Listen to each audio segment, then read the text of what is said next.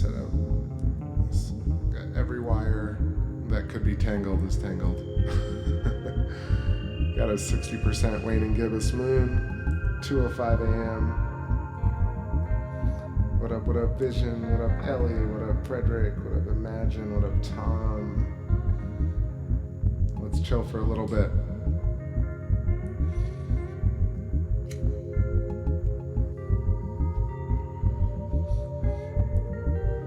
Got a bit of Saturn, bit of Jupiter earlier. Not excellent seeing tonight, not as good as yesterday, but the moon's looking quite nice.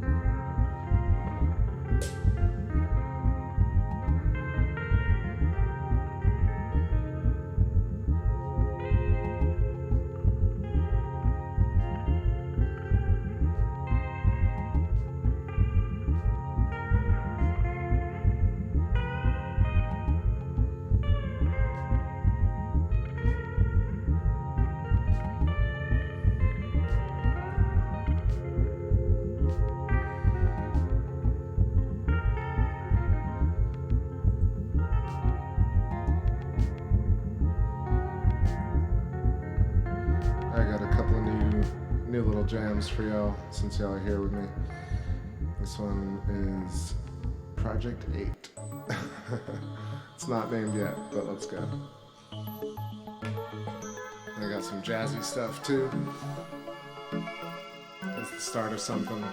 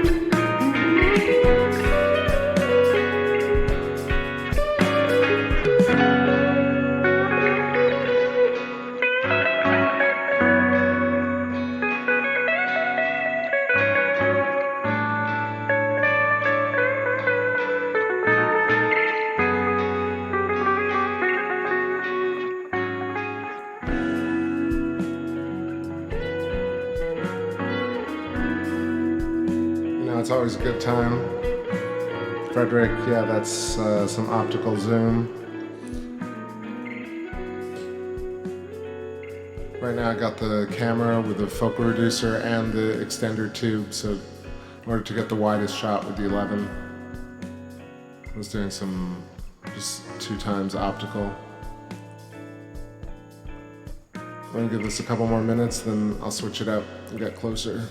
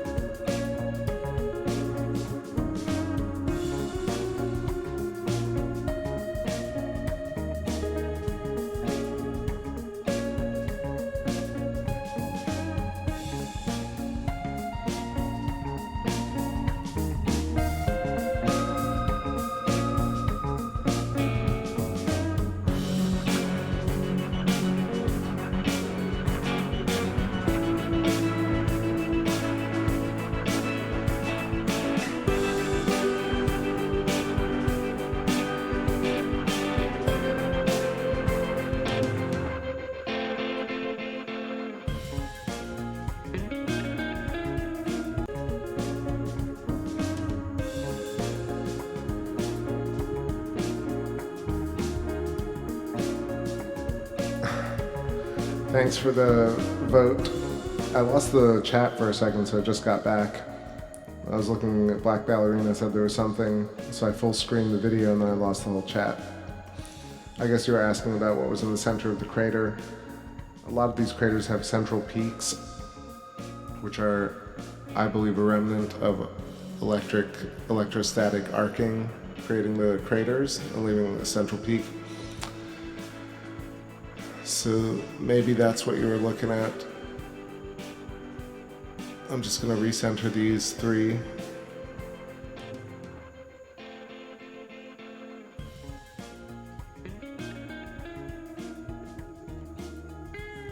I'm having cool pareidolia. Do you guys see the thru, TRU lettering? The R is very prominent. I'm just pulling up, Project 8. Yeah, that new one.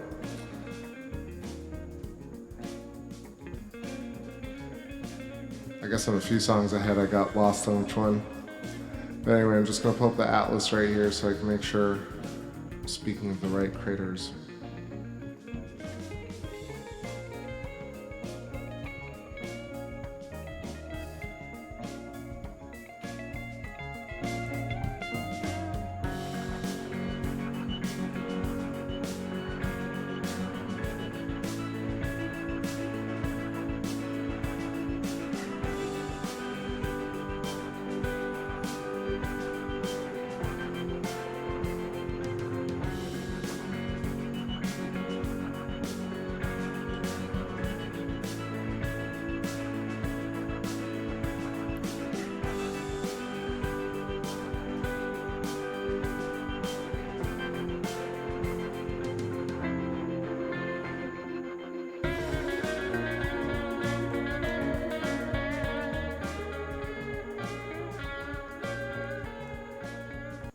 Pull this one back on here, but I just want to let y'all know, so those little three letters are this region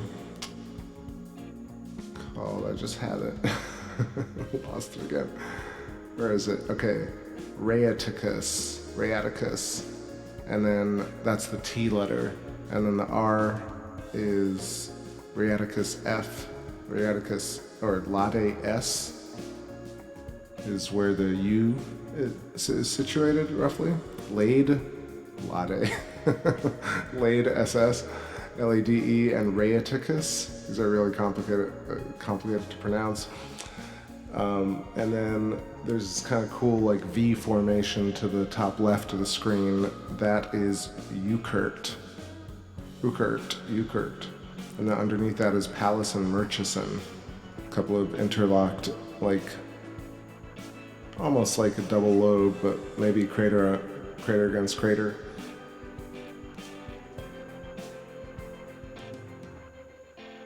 And then there's a neat feature, the Rima Hyginus, which is this kind of sinuous rill that looks like a pair of wings split in half by a tiny craterlet.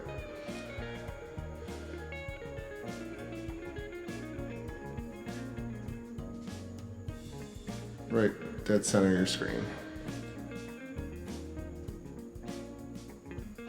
Oh, you're very welcome, Black Ballerina.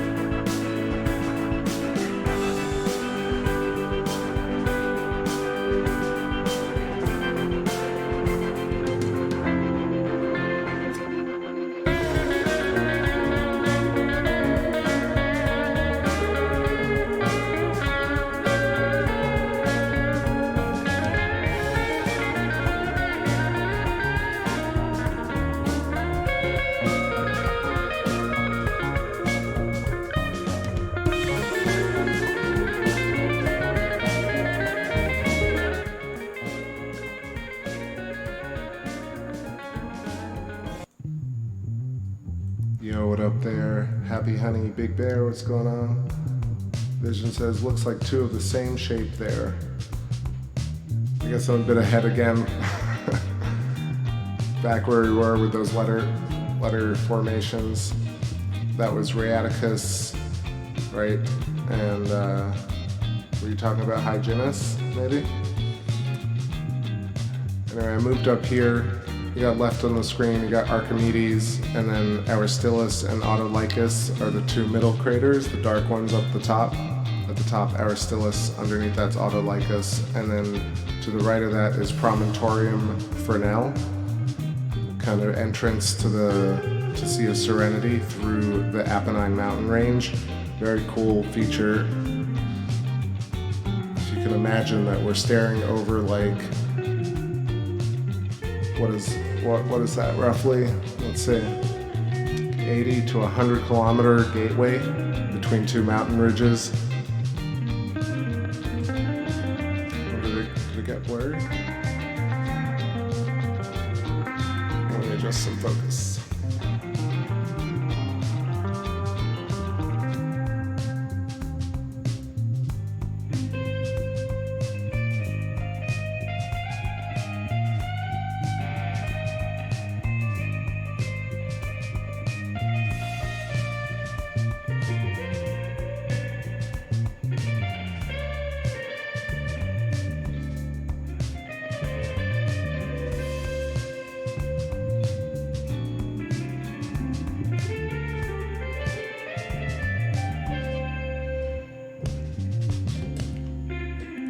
So,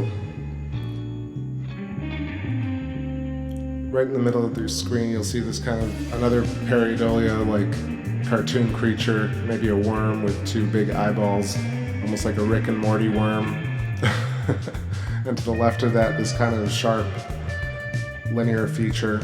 That's basically Mons Hadley, or Hadley Mountains. And that goes down to Mons Hadley Delta. Even further down, Bradley Mountains, Hadley and Bradley.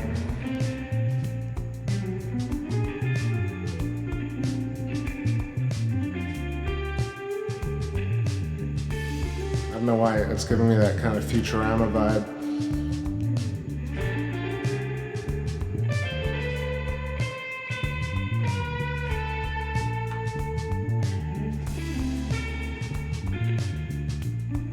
For reference, the crater to the top left that you can see is Autolycus.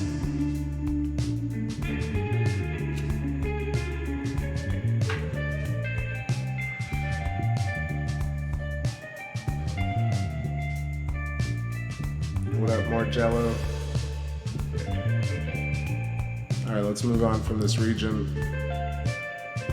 Take a look at North Mare Imbrium. Terminator creeping into Alpine Valley. You got Valles Alpus pretty prominent right now. That's that sharp definition that cuts through the mountain range. It's actually looking like it's situated directly towards us, almost towards us, a few degrees. Bottom right corner of the screen is Cassini. Left is Plato.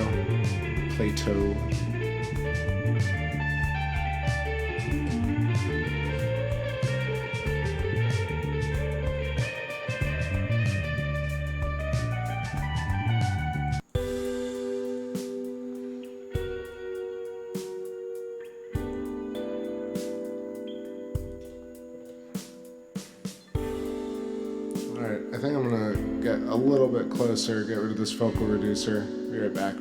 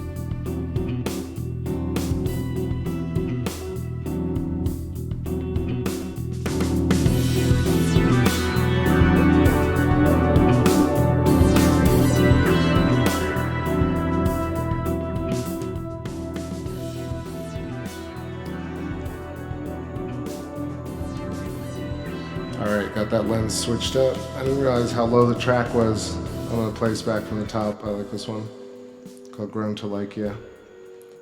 What's up, chat? Let's see, more jealous says YouTube has dark mode. Oh, hell yeah, if you can do that. Do I play that snare and mic it up? That's just, yeah, no, it's just a sample triggering it. But like I run all my samples through a lot of different layers and like EQs and stuff. So nothing is kind of out of the box if I can help it.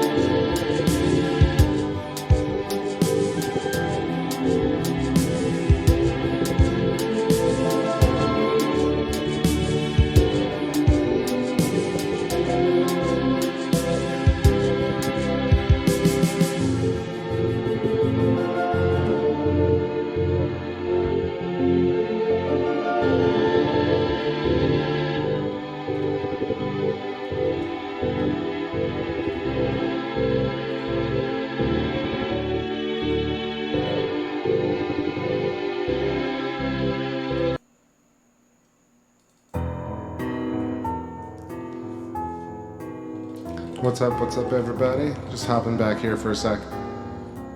So look at that, that's some really crisp viewing of the Apennine mountain range and Mare Imbrium. Pushed up the saturation a bunch, a little bit of contrast, a bit of sharpness.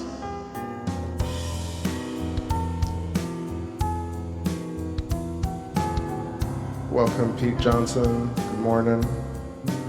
And yeah, definitely hit up the archive if you want. Sorry, you gotta forgive me, it's a little late, but yeah, hit up the archive, check the description of the channel for links, and ask any questions. Everybody's friendly, respectful, all opinions allowed.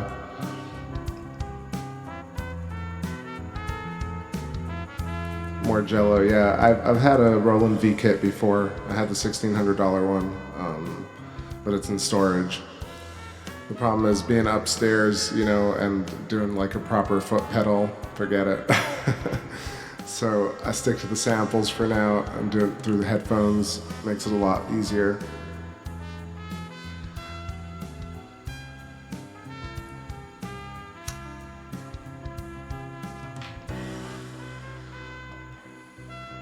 Alright, so just gonna keep cruising down just a little bit. We'll check out the trifecta, the Copernicus, Aristarchus, and Kepler, and Oceanus Procularum, the Procularum Basin, the Procul Harum. You know, he probably named it after that, if y'all remember who that is. I think he did Whiter Shade of Pale and Salty Dog. That's not a bad song. He had that kind of very thick, sounded American, but I bet you he's probably from Manchester. All the greats were.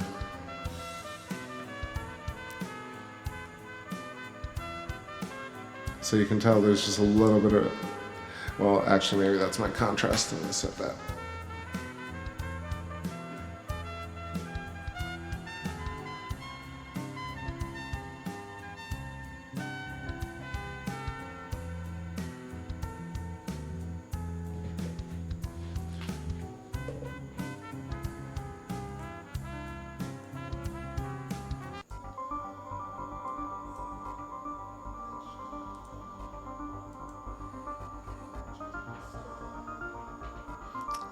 Yeah, so I was gonna say it's a bit hard to keep it all in like invisibility because of the contrast, I guess.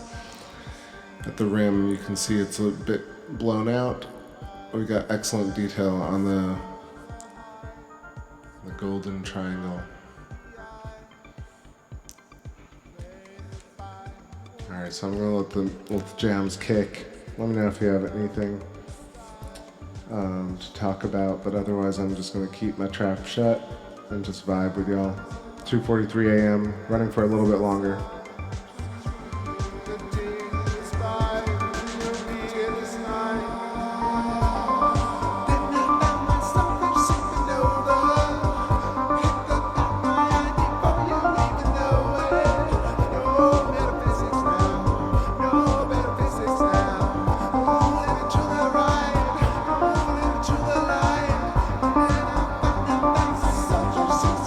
Sure.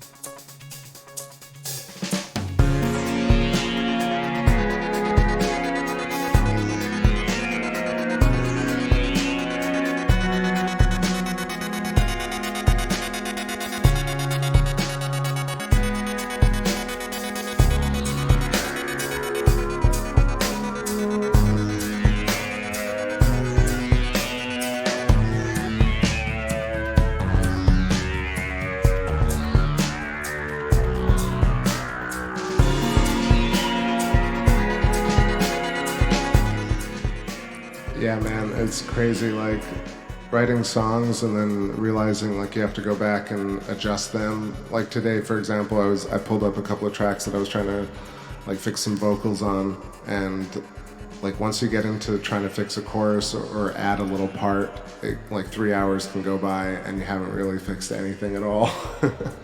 So it's one of these things where like I love writing, and I also love kind of starting a track and then not getting too deep on it, like doing an hour or two on it. And I usually lay down a verse chorus, at least like one part that either loops pretty well and has kind of a solo over it, or something that has like kind of an intro verse chorus. And then typically, like depending on whether I can do a lead with a synth or a lead vocal, I'll kind of lay down the first idea that comes to mind, save it, and move on to the next thing.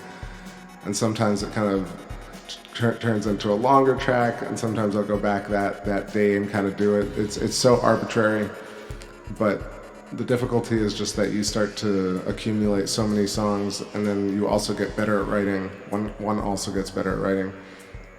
And so like I wonder, is it worth my time going back and readjusting songs that I feel like are pretty good as they are, as like they exist as demos, and should I write new stuff? So in terms of and that's not just about like writing or laying down a part of a song, but it's also about the mix and the volume of like the guitar solo or the bass line, or like whether something's pitchy or not. It's such a work in progress thing, and I feel like I'm bringing something kind of different to the whole musician game, where like I'm just sharing things that are just not completely done, things that might not ever be done, and just living with that, because what kind of time do we have to really sit and polish tracks to the point of like losing that kind of natural vibe? That's not to say I don't love the old albums where like I spent time on Catch, for example. Like I went back to Catch, I don't know, like a dozen times to like do the string section and kind of remix the vocals, and I split all the tracks and I did it in a totally different way. So lately I've been kind of doing more of the like experimental jams and not really producing too much, but like I do have this one where I did like an entire horn arrangement and a piano arrangement, and it's a lot of loops, but I did like arrange different instruments, and I don't know, it's a fun thing to keep it really volatile.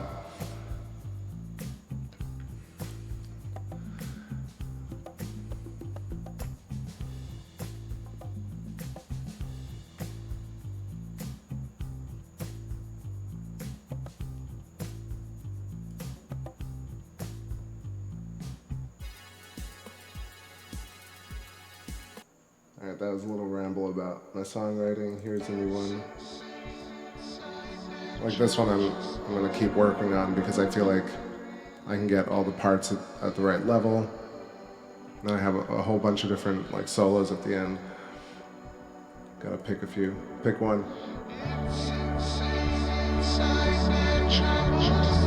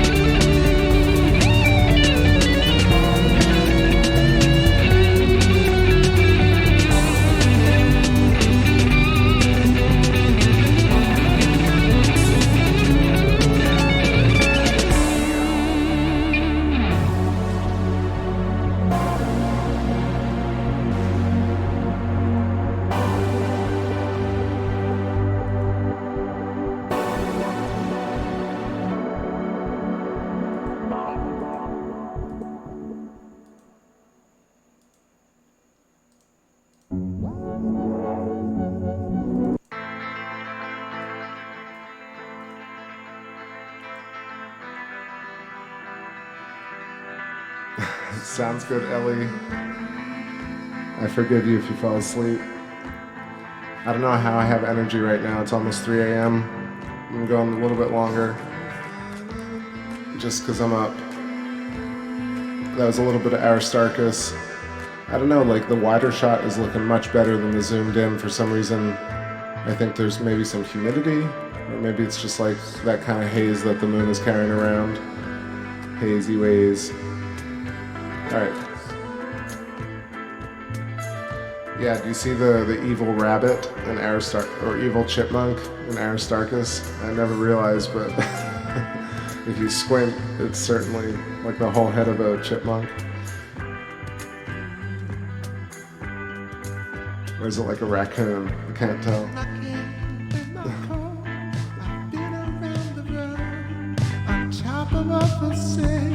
I know without you how to live the same. I know it ever takes beyond the read, even if I feel incomplete. So difference we saw, difference we exist, difference without. I hold you up to breathe. I hold you up to the light you need.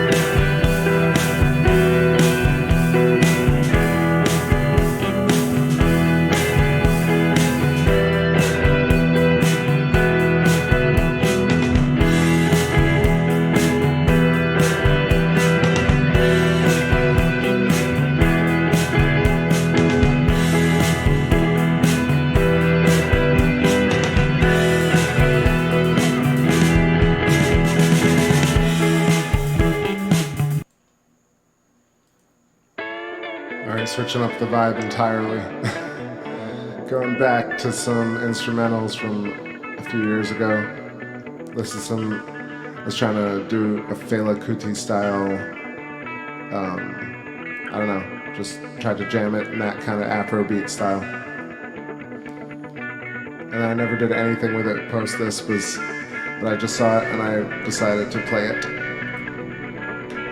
I'm getting sleepy, y'all, just a bit longer, because this view is too cool. I want to see if we can get some of that dendritic Lichtenberg electrical action going. I'm going to do some contrast adjustments.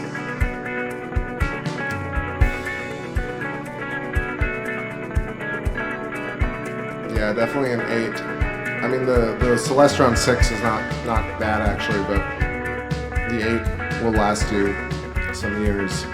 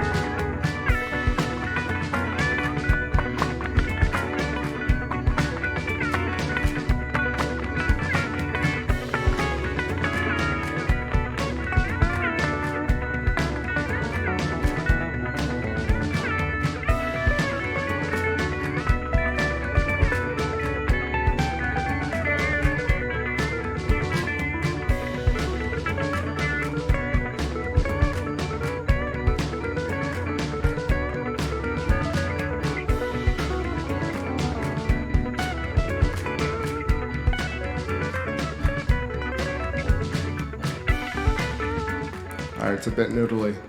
I want to get something a little more chill.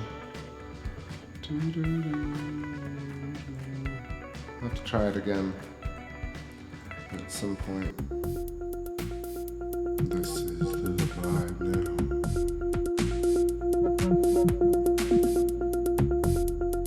No, I'm not sure if I've heard that album, that Coma album. It's been a while since I've listened to Buckethead.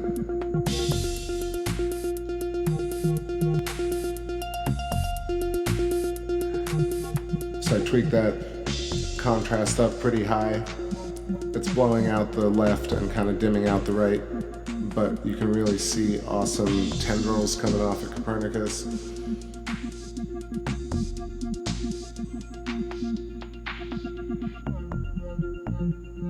Take a snapshot. Look at the browns. It's crazy.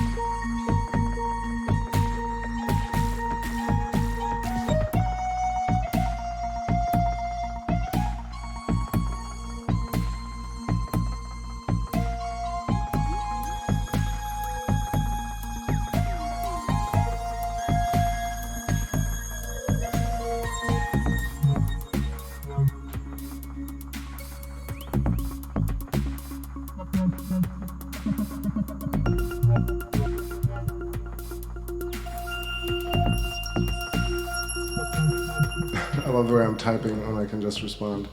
Yeah, like the P900 and the P1000 are great, but as far as I know, I think the lens is kind of baked into the camera, so that's the only pitfall. I guess if you're looking at getting into astronomy properly, you want to get a telescope. I'd get a camera where you can get like an interchangeable lens, or like a T-ring, one of the Sony, any of the mirrorless or full DSLRs. But I think mirrorless is the way to go. Man, I am just all over the place. Yeah, I'd say the A6000 is one of those camera, because you don't even need a lens, honestly, to do astronomy. You just need the camera body and an attachment, and then you get a scope. Like even a small scope and a great camera, you can do a lot.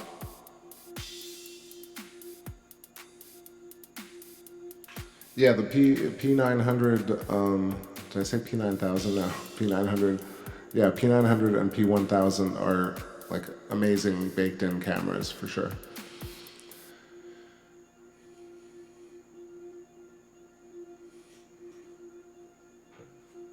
Kind of like Brian.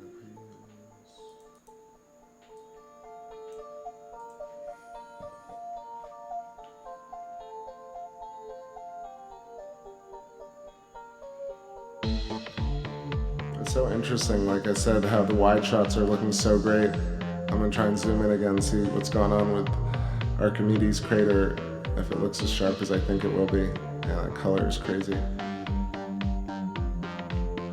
Yeah, that's intense.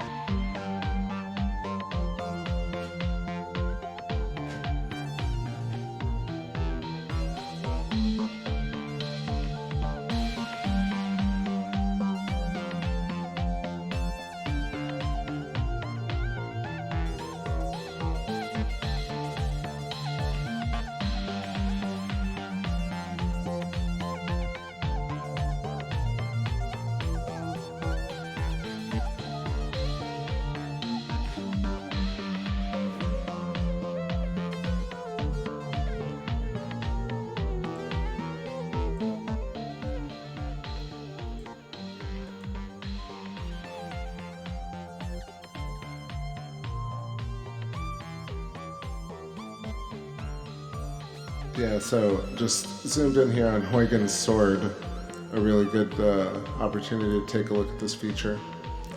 So centered right here. This is kind of like one of those folds in the land, or rather it could be a sinuous rill, but very interesting feature. It looks like it's named Huygens sword obviously because it has the hilt. I just want to find the other name for it on the atlas. It's usually very difficult to see because of the angle it has to be at. So this is also called Rupus recta. Rectilinear fault situated east bank of Mare Nubium connects the Thebit D to the north and a small mountain to the south.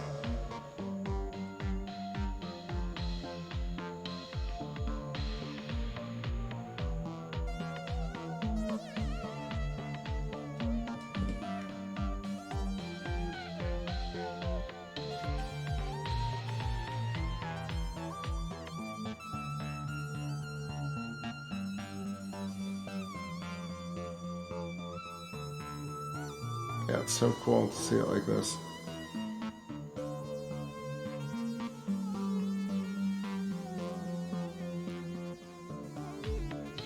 So it's really tough to tell, right? Like, can you tell if the right side of it actually is like the upper region of land that is folded onto the left region of land, or is it really like a raised tube almost? Let me know what you think in the chat. And then to the left of that, there's a tiny craterlet that is called Birt, B-I-R-T. And then to the right of that, sorry, that's Thebit. And here's an interesting formation of the crater on the rim, preferentially larger craters, an indicator of plasma arcing, where the plasma beam or the arc is trying to reach a higher point, I believe. I was watching a lot of Electric Universe stuff today. Oh, look at this. Damn. What's this above Thevet? This is Arzachel. Arzachel K. Yo, Storm on Jello. Catch you soon. Pete Johnson. Catch you soon.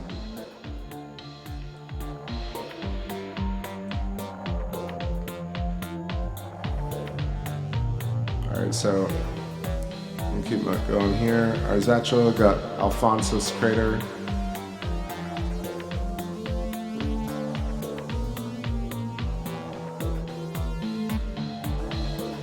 Alphonsus almost looks like a what is it? A pentagon. Actually, it looks very much like a pentagon. It's insane. And it's got this interesting Vesica Pisces shape in the middle, like an eye. Almost looks like a snake eye. The more I look at it, the more the pareidolia appears. Of course, it does.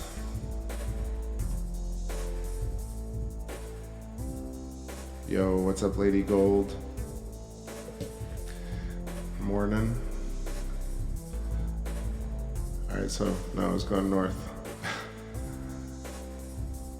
Alright, so that little craterlet, that is Alpetragus, and then Alphonsus, and above that, looking like a hexagon, that is Ptolemaeus, a large flat-floored crater. And the reason I mention the platonic shapes is simply because these are recursive geometry found in intrinsically electrical patterns, crystal formations. All right, top right corner of Ptolemaeus is a little craterlet. So interesting how it just situated there. Ammonius. And then finally at the top of Ptolemaeus got Herschel crater. This is the darkened crater with what looks like a little telescope shape right above it, or the head of is that an osprey? It almost looks like where a crane. So crazy. Definitely looks like a bird head now.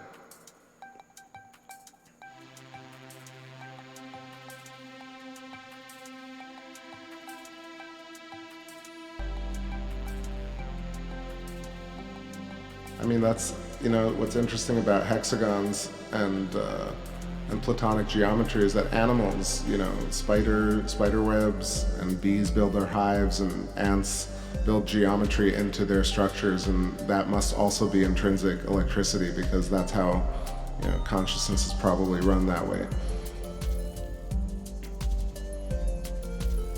So let me know if you can see the kind of crazy bird head with the sharp beak, or whatever you think that is. Like I said, that is, I didn't say that. That's Herschel crater, right? And then the bird head is Sporer and Gilden to the right of that. You got this kind of cloverleaf looking crater, Romer. Is that Romer? I think it's Romer. And then Apalzer to the left of that. And this is another interesting interlocking rings, two different craters without destroying one another.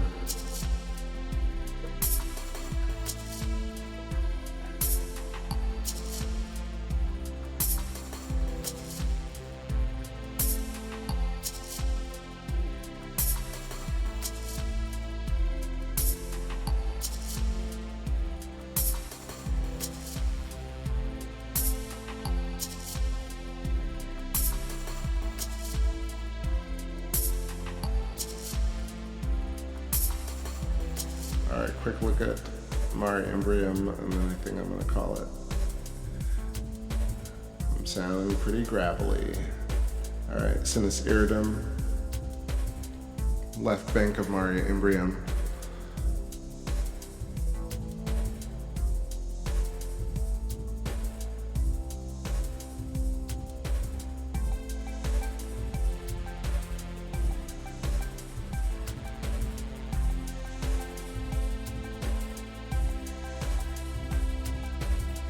So Sinus Iridum is very interesting, I think, as well, because it's like it looks like a bay in a way, like an inlet for water, like a beach maybe. But also, is it part of, did it have the right wall before, and did that break off somehow? So you got this tiny little craterlet called Laplace A, and you got two kind of grayed out craters, that's Helicon and La Verrier. North of that, you got that Montes Recti structure that looks like a word. Tonight, let's see what it looks like tonight. California. See if it adjusts.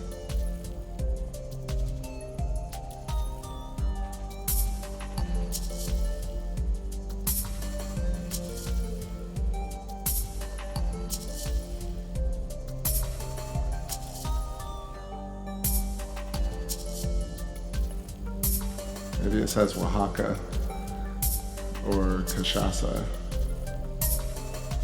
Alright, or ceramic or whatever. And the little chicken foot. This is south of, look at Plato craters looking really nice. You can see the broken wall. Plato. You got Pico, Montes Recti, and what's that other one? Montes Tenerife.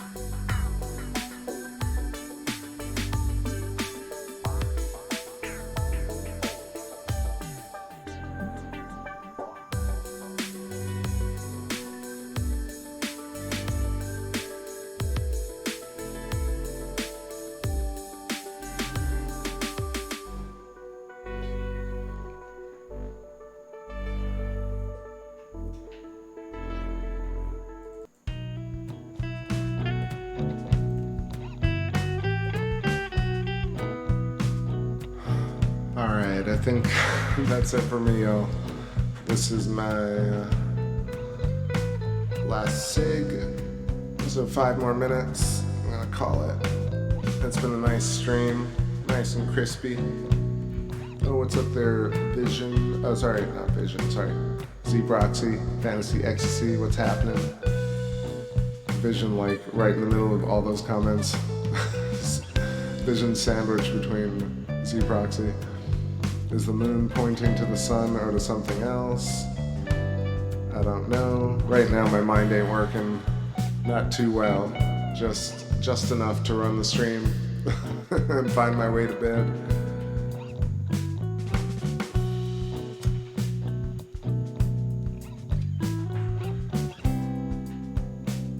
It's a good way to kick off the week. Exhausted and full of space.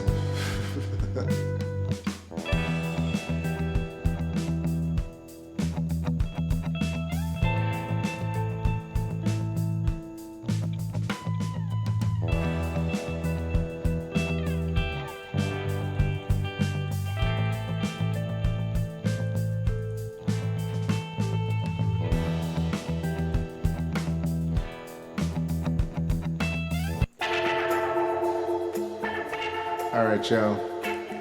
Have an excellent Moonday. Thanks again for hanging out. I'll see you on another stream.